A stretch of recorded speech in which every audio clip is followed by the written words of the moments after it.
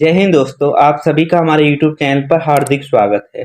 अगर आपको सब्जेक्ट किसी अन्य टॉपिक पर वीडियो देखनी है तो आप हमारी प्लेलिस्ट चेक कर सकते हैं, उसमें आपको वीडियो मिल जाएगी। यदि अभी तक हमने उस टॉपिक की वीडियो अपलोड नहीं की है जिस टॉपिक की वीडियो आप सर्च कर रहे हैं, तो आप हमें कमेंट कर सकते हैं। हम कोशिश करेंगे कि 24 से 48 घंटे के अंदर आपको वीडियो प्रोवाइड करा दी जाए। तो आइए आज की वीडियो पर हम चर्चा कर लेते हैं। हमारी आज की जो वीडियो है वो कल्टीवेशन प्रैक्टिसेस ऑफ पोटैटो की पार्ट 2 है।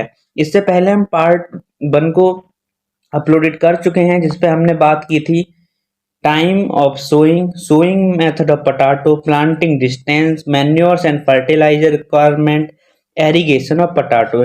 इन पांचों टॉपिक को हम पार्ट 1 में बहुत अच्छे से कवर किए थे। यदि अभी तक आपने इस वीडियो को नहीं देखा है तो पहले आप इस वीडियो को देख लें, उसके बाद इसका पार्ट 2 देखें। हमारा जो पार्ट 2 है उसमें हम 3 टॉपिक पर बात करेंगे, जिसमें हमारा पहला टॉपिक रहेगा बीड मैनेजमेंट यानी खरपतवार प्रबंधन। दूसरा हमारा टॉपिक रहेगा हार्वेस्टिंग या digging and storage of potato यानी आलू की खुदाई और भंडारण। तीसरा हमारा टॉपिक रहेगा सीड प्रोडक्शन पोटैटो यानी आलू का उत्पादन बीज के लिए। जो हमारा चौथा और पांचवा टॉपिक है physiological disorder of potato and potato disease. इसको हम इसका जो पार्ट 3 है उसमें अपलोड करेंगे, क्योंकि ये जो टॉपिक हैं physiological disorder of potato and potato disease, ये थोड़े बड़े टॉपिक हैं, इसलिए हमने सोचा कि इसको अलग ही वीडियो में अपलोड कर देते हैं। फिलहाल अभी जो हमारे ऊपर के टॉपिक है हम उन पे बात कर लेते हैं। सबसे पहले हम बात कर लेते हैं बीड मैनेजमेंट। तो खरपतवार प्रबंधन या नियंत्रण से पहले हम ये जान लेते हैं खरपतवार क्या होते हैं। तो खरपतवार का हर अर्थ होता है किसी फसल में अनचाहे पौधे का उग जाना। यानी अगर मान लो ये कोई फील्ड है और इसमें अगर हमने आलू की फसल उगाई है, इसमें अन्य बहुत सारी पौधे उग जाए जैसे बथुआ, मोथा या कोई भी, तो वो क्या होंगे? खरपतवार होंगे। मतलब जो फसल उगी है उससे अगर कोई एक्स्ट्रा फसल उग रही है, मतलब पौधे उग रहे हैं, तो उसी को हम क्या बोलेंगे? खरपतवार। अब जब खरपतवार उगेंगे तो उसकी कई सारी समस्या इससे उत्पन्न हो जाएंगी। पहली, वो जितनी पोषक तत्व मृदा से ग्रहण करेंगे जितना कि फसल कर रहिएगा ज्यादा मात्रा में है, और दूसरा वो नमी भी एब्जॉर्ब करेंगे, और तीसरा वो जो फसल है उसको बढ़ने भी नहीं देंगे, मतलब उनकी वृद्धि पे भी वो बाधा उत्पन्न करेंगे। तो इस वजह से इनका नियंत्रण करना आवश्यक है। तो इनका नियंत्रण हम 2 तरीके से कर सकते हैं। पहला हम कर सकते हैं रासायनिक से यानी केमिकल का उपयोग करके। दूसरा हम कर सकते हैं यांत्रिक विधियों से। केमिकल से अगर हमको अगर इसका नियंत्रण करना है तो उसके लिए हम पेंडामिथिलीन का प्रयोग कर सकते हैं, या जो जीरो बीड होता है उसका हम उपयोग कर सकते हैं। इनको दोनों ही केमिकलों का हमें स्प्रे करना रहता है। दूसरी इसकी विधि है वो है यांत्रिक विधि। यांत्रिक विधि में हम निराई गुड़ाई करते हैं। तो निराई गुड़ाई क्या होती है? तो निराई गुड़ाई का अर्थ होता है, मान लो ये खेत है, अगर इस खेत में जो खरपतवार निकाल रहे हैं, जो खरपतवार निकालने की जो प्रक्रिया होती है उसी को हम निराई गुड़ाई कहते हैं। इसकी जो पहली निराई गुड़ाई की जाती है वो बीज के बुवाई के लगभग 25 दिन के बाद की जाती है। अगर पूरी फसल के समय काल में अगर बात करें कितनी निराई गुड़ाइयों की आवश्यकता होती है पूरी फसल के उत्पादन में, तो लगभग 3 बार निराई गुड़ाई करनी होती है। अगर समय अंतराल की बात करें तो लगभग 20 से 25 दिन के अंतराल में हम इसकी निराई गुड़ाई करते रहते हैं। नेक्स्ट है हमारा हार्वेस्टिंग या digging and storage of potato यानी आलू की खुदाई और भंडारण। तो सबसे पहले हम आलू की खुदाई को जान लेते हैं, उसके बाद उसके भंडारण को समझ लेंगे। तो आलू की खुदाई का अर्थ है, क्योंकि आलू जो होता है वो जमीन के अंदर होता है, ये तो हम सभी जानते हैं, और जो जमीन के अंदर होगा तो उसको बाहर भी निकाला जाएगा। तो जमीन के अंदर से आलू को बाहर निकालने की जो प्रक्रिया होती है उसी को हम खुदाई बोलते हैं। खुदाई जो की जाती है आलू की वो सामान्यतः 100 दिन के बाद की जाती है। हालांकि ये इस बात पे भी निर्भर करेगा कि आप किस प्रजाति का आलू बो रहे हैं, क्योंकि कुछ प्रजाति ऐसी होती हैं क्योंकि वो 120 दिन में तैयार होती हैं तो उनकी खुदाई 120 दिन बाद की जाएगी। कुछ ऐसी 90 दिन बाद होती हैं, लेकिन भारत में अधिकांश जितनी प्रजाति हैं वो 120 या 100 दिन में तैयार हो जाती हैं। तो इसलिए हमने कहा कि 100 दिन में उसकी खुदाई कर ली जाएगी। लेकिन अब आप ये कहेंगे कि हम ऐसे नॉर्मली कैसे पहचाने कि कोई फसल है आलू की वो पककर तैयार हो गई है? तो उसकी सबसे आसान पहचान ये होती है कि आप उसकी जो फसल है उसके पौधों को देखो। अगर उस पौधे की पत्तियों और तना सूख गया है तो इसका मतलब ये है कि आलू की फसल पककर तैयार हो गई है और 4 से 5 दिन बाद वो खोद ली जाएगी। अगर इसकी खुदाई की बात करें तो उसकी दो खुदाई की दो विधि हैं, या मतलब दो तरीके आप कह सकते हैं। पहला जो तरीका है वो है खुरपी से आलू की खुदाई, जैसा आप देख सकते हैं खुरपी से आलू की खुदाई। दूसरा है पटाटो डिगर। ये दोनों क्या होते हैं, कैसे इसकी खुदाई करते हैं, इसको हम एक एक करके समझ लेते हैं। तो सबसे पहले समझ लेते हैं खुरपी से खुदाई। तो आप जो डायग्राम देख रहे हैं उसमें एक किसान है, ये जो खुदाई कर रहे हैं वो खुरपी से कर रहे हैं। इसको अगर हम जूम करके देखें तो कुछ ऐसा दिखेगा। आप ये देख सकते हैं जो किसान है, ये रो हैं आलूओं की, इनमें खुरपी से आलूओं को बाहर निकाल रहा है। लेकिन इसमें समस्या ये है कि इसमें आलू बहुत अधिक कट जाते हैं। क्यों कट जाते हैं? क्योंकि अभी किसान खुरपी मारेगा तो उसको ये तो पता नहीं है कि आलू कितनी गहराई तक हो सकता है। मान लो कोई आलू हो सकता है यहाँ हो, कोई बहुत गहराई में हो, अब ये मारेगा तो अगर आलू में खुरपी लग गई तो आलू तो कट जाएगा। क्योंकि हम मशीन के मुकाबले उतनी गहराई तक खुदाई नहीं कर सकते, इतनी कोई मशीन कर सकती है। अगर हम ऐसे कोशिश भी करें तो बहुत टाइम उसमें खराब हो जाएगा हमारा। इसलिए नॉर्मली थोड़ी ऊंची खुदाई की जाती है, उसकी वजह से आलू काफी मात्रा में कट जाते हैं।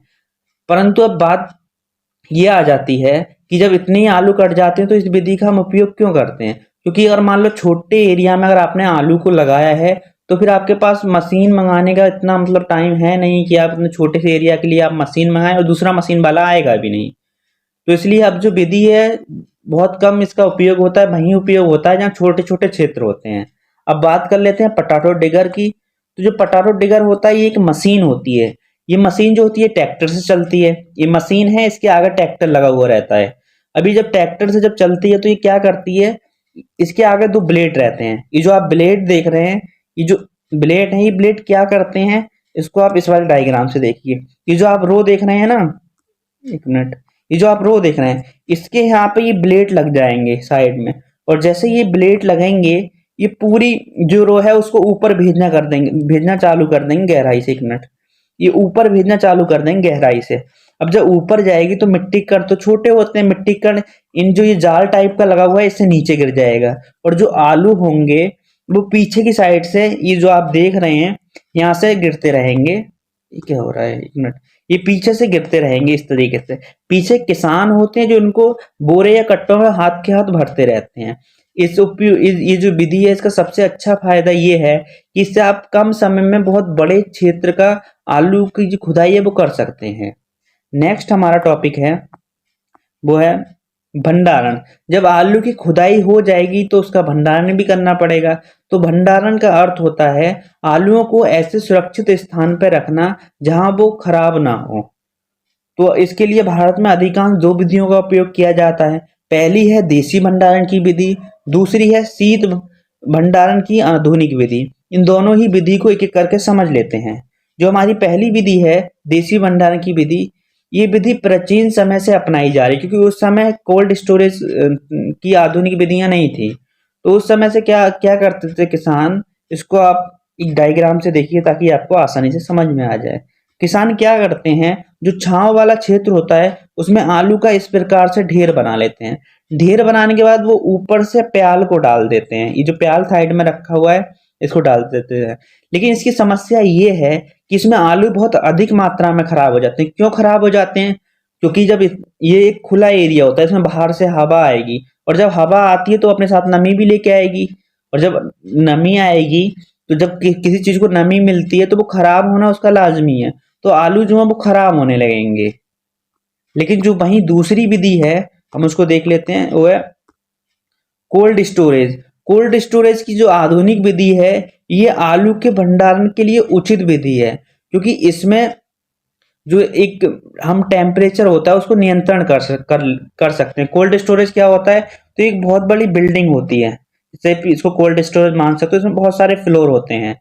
इसमें जो होता है ये पूरी तरह से बंद होता है। इसमें अपना एक टेम्परेचर जनरेट कर लेते हैं। टेम्परेचर जो रखा जाता है वो नॉर्मली 1 से 5 डिग्री के आसपास रखा जाता है, जिसको और आसानी समझने के लिए आप डायग्राम देख सकते हैं। ये जो आप देख रहे हैं ये कोल्ड स्टोरेज है, जिसमें बहुत बड़ी मात्राओं में आलूओं को स्टोर किया जाता है। ये आप देख सकते हैं, इधर भी रखे हुए हैं, इधर भी रखे हुए हैं, बहुत बड़ा होता है ये। और इसके ऊपर छत पे रॉडें लगी होती है जिसमें कि अमोनिया को गुजारा जाता है। अमोनिया जब गुजरती है तो वहां से बहुत ठंडी एक लहर सी निकलती है। उस लहर को ऊपर पंखे रहते हैं वो नीचे भेज देते हैं, मतलब हवा निकलती है, और वो हवा जैसे नीचे आएगी तो ये जाली टाइप का बना होता है, ये अब इन जालियों से नीचे की साइड को पार होती रहेगी। तो इसमें आलू ना के बराबर खराब होते हैं। यदि आपको इस कोल्ड स्टोरेज में आलू रखने हैं तो आपको पर बोरे के लगभग 140 से 150 रुपए देने होते हैं।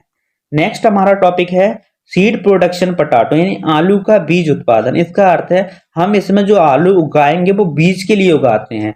अब जब बीज के लिए आलू उगाएंगे तो सबसे महत्वपूर्ण ये है कि हम जिस प्रजाति के या जिस वैरायटी के हम आलू उगा रहे हैं हमको वही वैरायटी मिलनी चाहिए। तो आप जो अगर बीज के लिए आलू उगा रहे हैं और किसी पर्टिकुलर प्रजाति के लिए उगा रहे हैं तो उस पर्टिकुलर प्रजाति को किसी ऐसे भरोसेमंद व्यक्ति या संस्था से खरीदें जो कि वही वैरायटी आपको प्रोवाइड कराए। दूसरी ध्यान रखने वाली बात यह है कि आपको जो वैरायटी प्रोवाइड कराई जा रही है उसमें किसी भी प्रकार की कोई बीमारी नहीं होनी चाहिए, क्योंकि एक बार को अगर खाने के लिए आप अगर आलू उगा रहे हैं तो चल जाएगा अगर उसमें बीमारी होगी, लेकिन बीज के लिए अगर आप उगा रहे हो तो उसमें बहुत विशेष ध्यान रखने होते हैं। तो इसलिए आप इस बात का पूरा एकदम देख रेख कर लें कि उसमें कोई बीमारी ना हो, उसके बाद ही उसको परचेज करें। परचेज करने के बाद जो उसकी अगर बुवाई के समय की बात की जाए तो जो मैदानी क्षेत्र होते हैं उसमें अक्टूबर माह में इसकी जो बुवाई है वो की जाती है।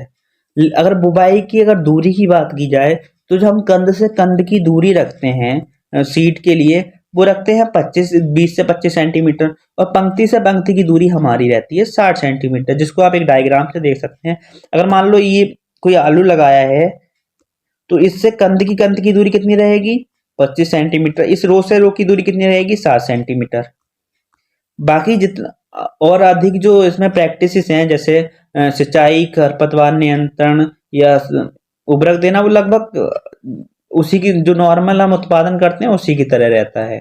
अगर उसको नहीं देखा है नॉर्मल प्रोडक्शन ऑफ पोटैटो को तो आप हमारी पहले पार्ट देख सकते हैं, उसमें आपको मिल जाएगा एक टॉपिक करके प्रोडक्शन ऑफ पोटैटो, उसको देखेंगे तो आपको समझ में आ जाएगा।